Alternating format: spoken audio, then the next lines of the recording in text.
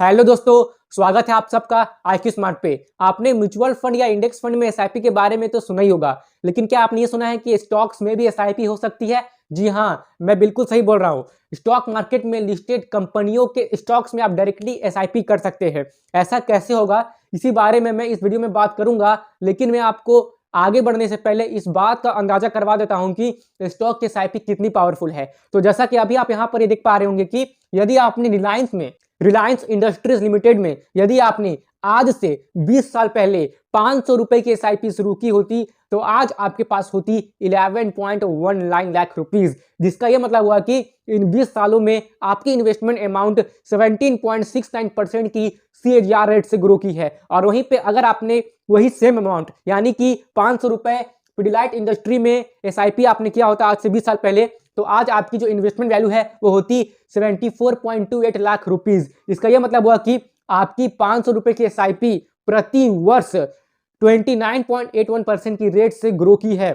यह है इसकी सीजीआर रेट। तो आप देख सकते हैं, जहां म्यूचुअल फंड और इंडेक्स फंड में आप सालाना 15% की सीजीआर रेट की एक्सपेक्टेशन कर सकते हैं, तो वहीं पे स्टॉक्स में ये रेट ज्यादा है ना। मिनिमम एवरेज आप स्टॉक्स में 20% की पर ईयर की सीजीआर रेट मानकर चल सकते हैं। तो स्टॉक एसआईपी बहुत ही पावरफुल है, जिसका अंदाजा मैंने आपको जस्ट यहाँ पे करवा दिया है। और ये मैंने आपको जस्ट अंदाजा ही करवाया है कि ताकि आप स्टॉक में एसआईपी की पावर को समझ सके। अब स्टॉक एसआईपी क्या होती है और स्टॉक एसआईपी करनी कैसे है, इसके बारे में अगर आप डिटेल में जानना चाहते हैं तो इस वीडियो में पूरा अंत तक जरूर से रुकिए। और साथ ही में मैं आपको इस वीडियो के माध्यम से जो कुछ भी समझाने का प्रयास करूंगा उससे भी बहुत ही ध्यान से समझिएगा। तो फिर चलिए इस शुभ कार्य में देरी क्यों, शुरू करते हैं, वो भी बिना किसी देरी के।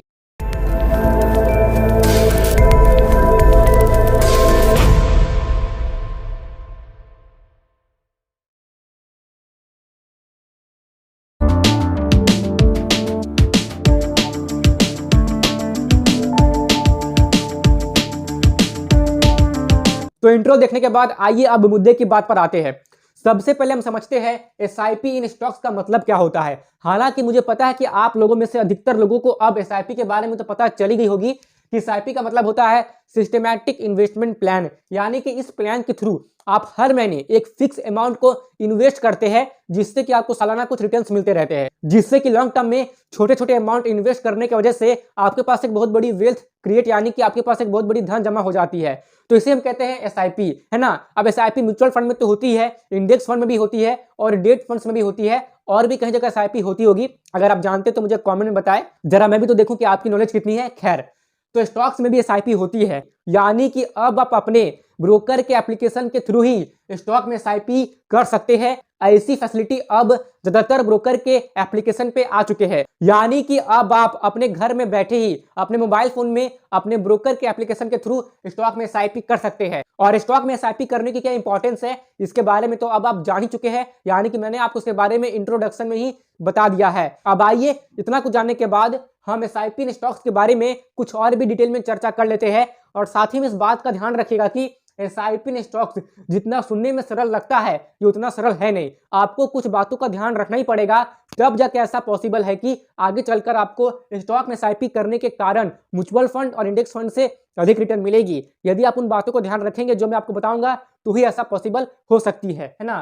तो पहली चीज क्या होता है स्टॉक में एसआईपी करने से, वो आपकी होती है डाइवर्सिफिकेशन। अब ये डाइवर्सिफिकेशन का मतलब क्या होता है, तो इसका मतलब यदि मैं आपको बहुत ही सिंपल और सरल भाषा में समझाऊं तो आप इसे ऐसे समझ सकते हैं कि इसका मतलब होता है ना कि अलग अलग सेक्टर में अपने पैसे को निवेश कर देना। जैसे कि यदि आपने केवल एक ही सेक्टर में अपने पैसों को निवेश किया है, फॉर एग्जांपल मान लेते कि आपने केवल म्यूचुअल फंड में ही निवेश किया है, केवल आपने म्यूचुअल फंड में निवेश किया है और इसी के भरोसे आप अपने फ्यूचर के लिए इन्वेस्टमेंट गोल बना रहे हैं, तो यहाँ पे आपने डाइवर्सिफिकेशन नहीं किया। यानी कि ऐसा हो सकता है, यानी कि मतलब चांसेस कम है लेकिन फिर भी ऐसी पॉसिबिलिटीज है कि आपने जिस म्यूचुअल फंड में अपने पैसे को निवेश किया है, तो ऐसा हो सकता है कि आपको अपने हिसाब से मन चाहे रिटर्न्स ना मिले।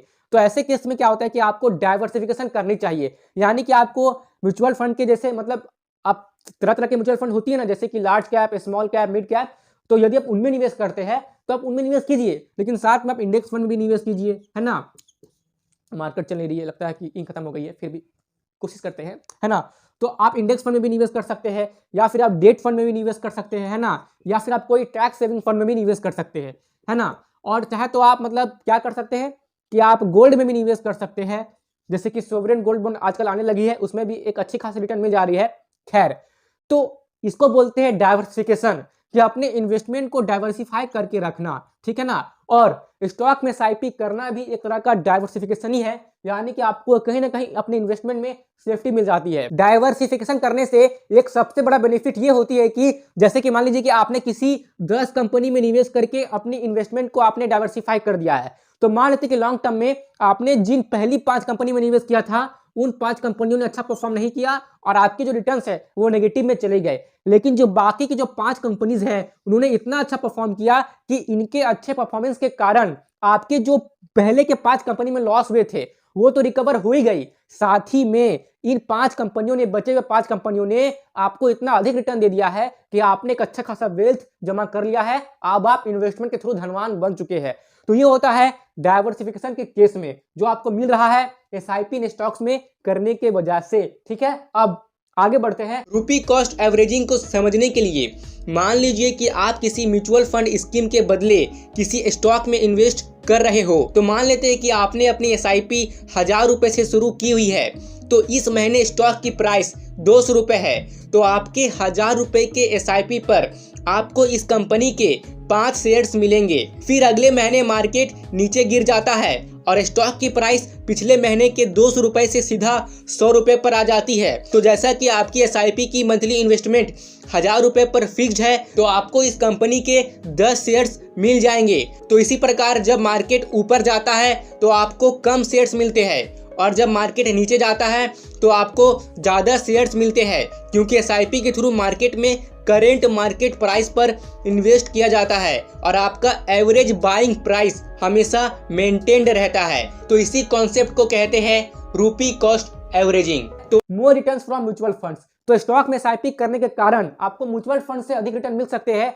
जिसका एग्जांपल हमने पहले भी देखा है। लेकिन इस बात को एकदम पूरे ध्यान में रखिए कि आपको स्टॉक्स में एसआईपी करने से तभी लॉन्ग टर्म में अच्छे रिटर्न्स मिल सकते हैं जब आपने किसी अच्छे कंपनी में अच्छे से रिसर्च एंड एनालिसिस करके निवेश किया है। ऐसा मत कीजिएगा कि जस्ट स्टॉक मार्केट में स्टॉक में एसआईपी करना तो किसी भी स्टॉक में एसआईपी शुरू कर दो, ऐसा बिल्कुल नहीं करना है। आप ये ध्यान में रखिए कि आप किस कंपनी के स्टॉक में अपनी एसआईपी शुरू कर रहे हैं। आखिरकार आपकी इन्वेस्टमेंट तभी ग्रो कर सकती है जब आपने जिस कंपनी में निवेश किया है वो कंपनी अपने बिजनेस में ग्रो कर रही है। यदि आपकी इन्वेस्ट की गई कंपनी हमेशा साल दर साल अपने प्रॉफिट को, अपने रेवेन्यू को बढ़ाते रहती है, यदि वो company fundamentally and financially strong है और हर साल ग्रो कर रही है, उसकी मतलब एसेट ग्रो कर रही है, अगर वो कंपनी के फंडामेंटल स्ट्रांग है, अगर कंपनी मजबूत है, तो ही ये पॉसिबल है कि यदि आप उस कंपनी में एसआईपी कर रहे हैं तो आपको लॉन्ग टर्म में फायदा हो। अब कंपनी की बेसिक सी फंडामेंटल एनालिसिस कैसे करते हैं, इस पे मैंने काफी सारे वीडियोस पहले से बना के रखे हुए हैं। आप चाहे तो इन्वेस्टमेंट एंड स्टॉक मार्केट वाली प्लेलिस्ट को विजिट कर सकते हैं, जहां पे आपको कई सारी वीडियोस मिल जाएगी, जहां पे मैंने बेसिक सी फंडामेंटल एनालिसिस कैसे की जाती है कंपनी की, इसे मैंने समझाया है। खैर, आप इन वीडियोस को देख सकते हैं। इन वीडियोस को देख के भी आपको ये आइडिया लग जाएगा कि कंपनी में निवेश करने से पहले आपको क्या क्या चीजें देख लेनी चाहिए। खैर, थोड़ी बहुत चीजें आइए मैं आपको इस वीडियो में भी बता दे रहा हूं, जैसे कि ROE एंड ROCE।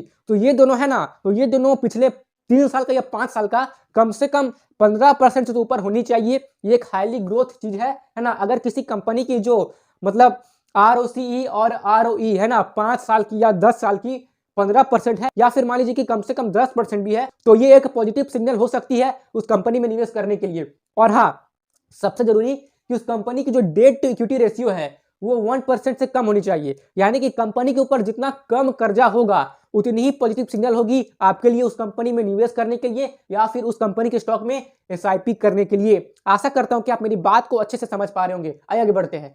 और हाँ, आप जिस कंपनी में अपनी एसआईपी कर रहे हैं या मान लीजिए कि आप इन्वेस्ट भी कर रहे हैं उस कंपनी में लॉन्ग टर्म के लिए लम सम, तो उसकी जो एसेट्स है ना उसकी लायबिलिटी से अधिक होनी चाहिए, है ना, यानी कि दायित्व से अधिक संपत्ति होनी ही चाहिए। इस बात का आपको ध्यान रखना है ना।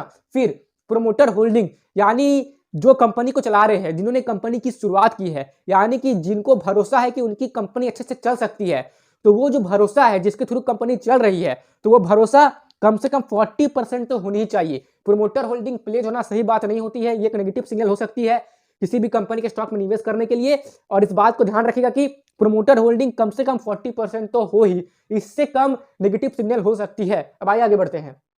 स्ट्रॉन्ग एडवांटेज, यानी कि आप जिस कंपनी में निवेश कर रहे हैं उस कंपनी की कुछ ना कुछ स्ट्रॉन्ग एडवांटेज होनी ही चाहिए। एग्जाम्पल के लिए मान लीजिए कि यदि आप कोल इंडिया या फिर इंडियन ऑयल की अगर आप इनकी देखेंगे ना फंडामेंटल्स, तो आपको हो सकता है कि ठीक ही दिखे कि उनके पास एसेट्स भी है और उनकी प्रॉफिट भी हो रही है, लेकिन एक स्ट्रॉन्ग एडवांटेज होनी चाहिए, यानी कि कंपनी लॉन्ग टर्म तक मार्केट में टिकनी चाहिए। जैसे कि ये तो आपको पता ही होगा ना कि जो फॉसिल फ्यूल्स है, यानी कि जैसे कि कोल, पेट्रोलियम, तो ये आने वाले समय में खत्म हो सकते हैं, है ना, यानी कि इनकी फ्यूचर उतनी ब्राइट नहीं है। कोल इंडिया हो गई और इंडियन ऑयल कंपनी हो गई, तो हमें लगता है कि फ्यूचर में ये सब की कमी आएगी, इसलिए इनकी फ्यूचर ब्राइट नहीं है। तो आपको ऐसे कंपनी में अपनी एसआईपी शुरू करनी चाहिए, है ना, ऐसे स्टॉक्स में जिसकी फ्यूचर ब्राइट हो, यानी कि फ्यूचर में भी वो कंपनी अच्छी खासी टिकी रहे। जैसे कि एग्जांपल के लिए मैं आपको समझाता हूं, कोई भी फार्मा सेक्टर की कंपनी, है ना, जो फार्मा सेक्टर की जो लीडर कंपनी है, तो देखिए मेडिकल मतलब कि हेल्थ से रिलेटेड प्रॉब्लम तो लोगों को आज होती है, पहले भी होती थी और आगे भी होती रहेगी, यानी कि जो भी हेल्थ से रिलेटेड कंपनी है या फिर हॉस्पिटैलिटी, मेडिकल, फार्मा, इससे संबंधित जो कंपनी है वो आगे भी चलेगी। तो फार्मा सेक्टर में एडवांटेज है कि फार्मा सेक्टर की कंपनीज आगे भी चलते रहेगी, तो आप किसी फार्मा सेक्टर की कंपनीज में अपने पैसे को इन्वेस्ट कर सकते हैं। और जैसा कि मैंने यहाँ पे बात किया है पिडिलाइट इंडस्ट्रीज के बारे में, तो पिडिलाइट इंडस्ट्रीज का जो सबसे मेन प्रोडक्ट है जिसको आपने भी कई बार यूज किया है और आप यूज करते भी होंगे, वो है फेविकॉल। जब भी किसी कहीं पे लकड़ी वकड़ी की काम आती है या फिर कारपेंटर के यहाँ जब काम होती है ना लकड़ी वकड़ी वगैरह की, तो वहां देखिएगा कि वहां पे फेविकॉल का बहुत ही अधिक मात्रा में उपयोग किया जाता है। और ये फेविकॉल कहां से आता है? ये फेविकॉल आता है पिडिलाइट इंडस्ट्रीज कंपनी से।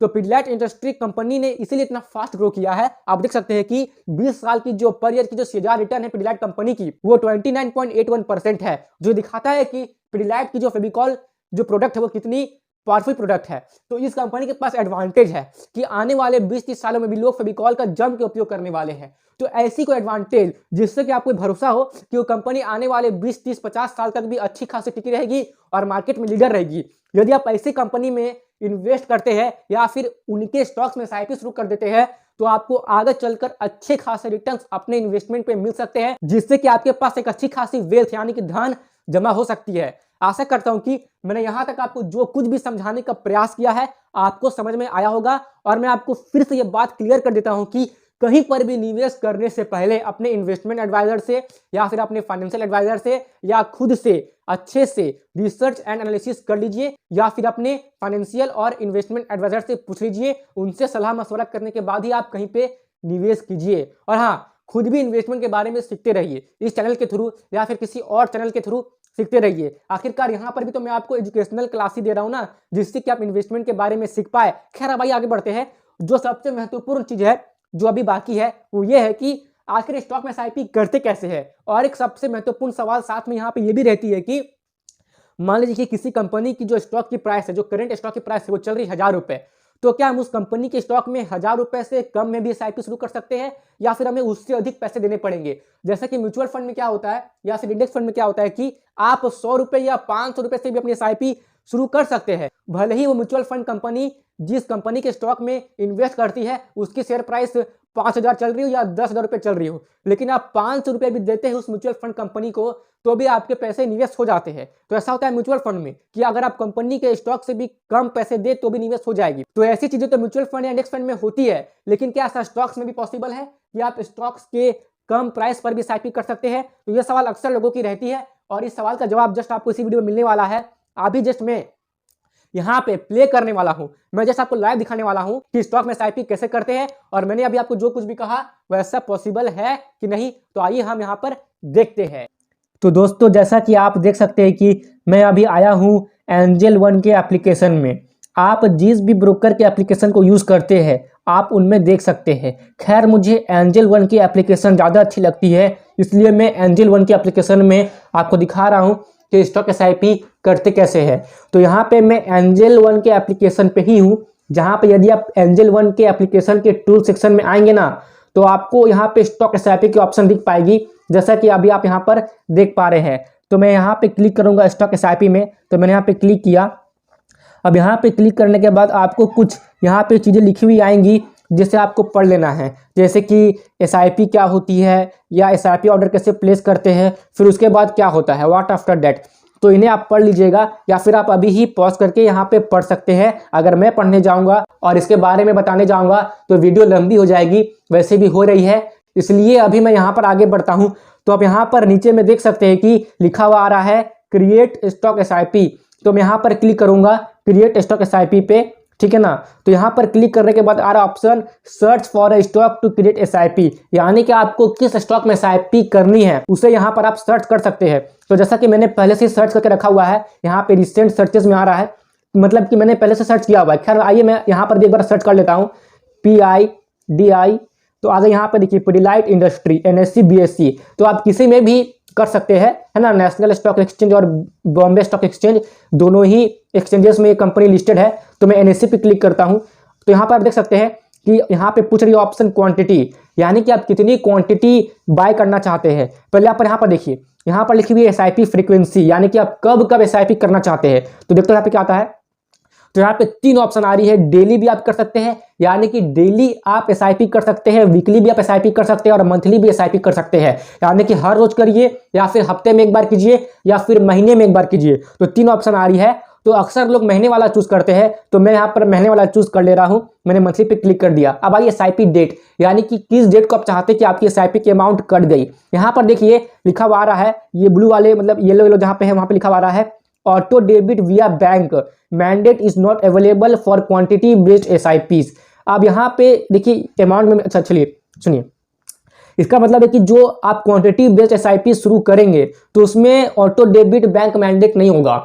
जैसे कि म्यूचुअल फंड में जब आप अपनी SIP सेट करते हैं तो आपने जिस डेट को SIP सेट की है तो उसी डेट को आपके बैंक अकाउंट से ऑटोमेटिकली आपकी सेट की हुई SIP अमाउंट डिडक्ट हो जाती है। तो वो चीज इस केस में नहीं होगी, इस क्वांटिटी वाले केस में नहीं होगी यदि आप क्वांटिटी बेस्ड SIP शुरू करते हैं तो। यानी कि इसका मतलब ये है कि कितनी क्वांटिटी आपको मंथली, वीकली या डेली चाहिए पिडिलाइट कंपनी की। तो जैसा कि मैंने मंथली चूज किया है, तो मंथली में मुझे कितनी क्वांटिटी चाहिए, तो मान लेता कि मैं मंथली मतलब 2 लूंगा या फिर मैं 20 लूंगा। तो अब आप यहाँ पे अपने हिसाब से आप जितनी भी क्वांटिटी चाहते हैं यहाँ पर टाइप कर सकते हैं। खैर मुझे क्वांटिटी बेस्ड SIP नहीं करनी है, मुझे अमाउंट वाली SIP करनी है, इसलिए मैंने अमाउंट पे क्लिक किया। अब मैं यहाँ पर अमाउंट डाल के देखता हूँ। तो मैं सोचता हूँ कि चलो 500 रुपये से SIP शुरू करते हैं। तो क्या मैं पिडिलाइट इंडस्ट्री में 500 रुपये से SIP शुरू कर सकता हूँ। तो जैसा कि आप देख सकते हैं कि अभी लाइव मार्केट चल रही है, यानी कि अभी स्टॉक मार्केट खुली हुई है, इसलिए आपको यहाँ पर अभी ऊपर में प्राइस फ्लक्चुएशन साफ साफ दिख रही होगी। तो मैं चलिए 500 रुपये की SIP शुरू करता हूँ। क्या मैं कर सकता हूँ, देखता हूँ 500 रुपये की। तो यदि मैं यहाँ पे प्रोसीड पे क्लिक करता हूँ तो यहाँ पे लिखा हुआ आ जा रहा है enter amount greater than the LTP। LTP का मतलब होता है लास्ट ट्रेडेड प्राइस, यानी कि अभी जो करंट प्राइस चल रही है आप देख सकते हैं पिडिलाइट इंडस्ट्री की, वो चल रही है 2768 रुपये 65 पैसे। खैर अभी मार्केट खुली हुई है, मैं लाइव मार्केट में आपको दिखा रहा हूं करके, इसलिए फ्लक्चुएशन अभी आ रही है। तो ये जो मतलब चल रही है ना करंट प्राइस, मुझे इससे अधिक प्राइस वाली सेट करनी पड़ेगी। आप देखिए अगर मैं 2000 भी सेट करता हूं ना तो भी प्रोसीड नहीं हो पाएगी, नहीं हो रही प्रोसीड, यानी कि मुझे करेंट स्टॉक प्राइस से अधिक वाली प्राइस SIP अमाउंट को सेट करना पड़ेगा। देखिए यदि मैं 3000 रुपये टाइप करता हूं तब ये प्रोसीड हो जाएगी, वो लाल वाली जो लिखी हुई थी वो भी हट गई। अब मैं यहाँ पे प्रोसीड कर सकता हूँ। तो यहाँ पर ये बात तो तय हो जाती है कि SIP आप उसी अमाउंट से शुरू कर सकते हैं जो अमाउंट आप जिस स्टॉक में SIP कर रहे हैं उसकी करंट स्टॉक प्राइस से ज्यादा हो। कहने का साफ सा मतलब यह है कि आप जिस भी स्टॉक में SIP कर रहे हैं तो उस स्टॉक की जो करंट प्राइस है उससे अधिक रुपए से आपको SIP शुरू करनी पड़ेगी, तभी आप उस स्टॉक में अपनी SIP कर सकते हैं। मैंने जस्ट आपको यहाँ पर दिखाया, आपको लाइव दिखाया मैंने। तो मैंने यहाँ पे 3000 रुपये लिख लिए हैं। तो अब मैं यहाँ पर डेट सेलेक्ट करके प्रोसीड पे क्लिक कर दूंगा। तो मैं डेट सेलेक्ट करता हूँ, आप कोई भी अपने मन से डेट सेलेक्ट कर सकते हैं। तो मैं सेट करता हूँ कि हर महीने की 10 तारीख को मुझे SIP करनी है पिडिलाइट में, ठीक है ना। तो मैं 10 पे सिलेक्ट करता हूँ। अब आ गया कन्फर्म SIP डेट, यहाँ पे मैं क्लिक करूंगा, यानी कि 10 जनवरी 2024 से SIP शुरू हो जाएगी। यहाँ पे मैं कंफर्म करूंगा, है ना। अब मैं प्रोसीड कर सकता हूँ, इसलिए कर पा रहा हूँ क्योंकि मैंने 3000 रुपये टाइप किए हैं जो कि इस पिडिलाइट इंडस्ट्री के लास्ट ट्रेडेड प्राइस से ज्यादा है। यहाँ पे मैं क्लिक करता हूँ, प्रोसीड पे क्लिक किया मैंने। तो यहाँ पे सारी डिटेल आ चुकी है, आप देख सकते हैं स्टॉक की नेम, स्टॉक की टाइप, स्टॉक की SIP value, SIP frequency monthly है, कब करना है 10 तारीख को हर महीने, और कुछ डिटेल आएगी यहाँ पे आप पढ़ लीजिए कि ना स्टॉक SIP तभी आपकी एग्जीक्यूट होगी जब आप मतलब market order on trading days, है ना, यानी कि जब मार्केट खुली हुई रहेगी तभी ये स्टॉक SIP ऑर्डर प्लेस होगी। तो आप देख सकते हैं, है ना। और अगर मतलब आपने जिस डेट को अपनी SIP सेट की हुई है, यदि उस डेट में कोई वीकेंड है, कोई हॉलीडे है, तो उसके अगले ट्रेडिंग डे को जब मार्केट फिर से खुलेगी तब आपकी जो SIP है वो मतलब प्लेस होगी, आपकी ऑर्डर प्लेस होगी। तो यहाँ पे कंफर्म टिपने पर आपकी जो SIP है वो सेट हो जाएगी। और आप चाहे तो यहाँ पर फिर से एडिट ऑर्डर पे क्लिक करके अपनी SIP को फिर से आप यहाँ पे एडिट कर सकते हैं और प्रोसीड पे क्लिक करके यहाँ पे जब मैं कंफर्म में टिपूंगा तो SIP सेट हो जाएगी। आशा करता हूँ कि मैंने अभी तक आपको जो कुछ भी समझाने का प्रयास किया है आपको अच्छे से समझ में आया होगा। कुछ डाउट है तो आप कमेंट बॉक्स में बता दीजिए। चलिए अब आगे बढ़ते हैं। तो अब मैं ये आशा करता हूं कि स्टॉक SIP को लेकर आपकी जो कुछ भी डाउट थी अब वो क्लियर हो गई होगी। यदि आपको फिर भी कुछ डाउट है तो आप अपने डाउट्स मेरे साथ कमेंट बॉक्स में शेयर कर सकते हैं। मैं वहां पर आपको रिप्लाई करने की पूरी प्रयास करूंगा। यदि आपको ये वीडियो पसंद आई है तो कृपया करके इस वीडियो को लाइक कर दीजिए और साथ ही में औरों के साथ शेयर तो जरूर से ही कीजिए। और भी इसी तरह की वीडियोस रेगुलर बेसिस पे देखते रहने के लिए आप IQ स्मार्ट को सब्सक्राइब कीजिए और साथ ही में जो पास में बेल आइकन है उसे तो जरूर से प्रेस कर दीजिए, ताकि भविष्य में मैं जब भी कोई ऐसी वीडियो अपलोड करूं जिससे कि आपको वैल्यू मिले तो उसकी नोटिफिकेशन आपको उसी वक्त मिल जाए। IQ स्मार्ट के साथ कनेक्टेड रहने के लिए आप IQ स्मार्ट की फेसबुक पेज, इंस्टाग्राम पेज और टेलीग्राम पेज को भी फॉलो कर सकते हैं, जिनकी लिंक भी आपको डिस्क्रिप्शन बॉक्स में मिल जाएगी। और दोस्तों, मेरे मित्रों, यहां तक रुकने के लिए, मेरी बातों को सुनने के लिए और अपना कीमती समय देने के लिए आपका सच्चे मन से बहुत बहुत धन्यवाद।